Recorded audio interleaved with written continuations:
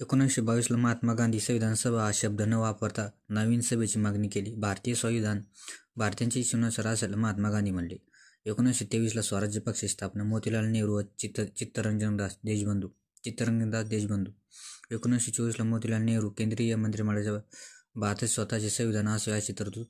1927ला महात्मा गांधी वसाहतींचे स्वराज्य निर्माण करण्याची मागणी. आणि 1928ला नेहरू रिपोर्ट.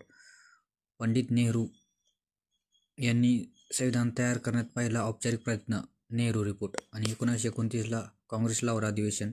पूर्ण स्वराज्य ठराव मोतीलाल नेहरू यांनी मांडला. आणि 1934ला मनोनीत रॉय यांनी संविधान सभेची संकल्पना सर्वप्रथम मांडली. जून 1934ला काँग्रेसने औपचारिक संविधान सभेची मागणी केली. आणि 1935ला भारत शासन कायदा. या कायद्याला ठाम विरोध पंडित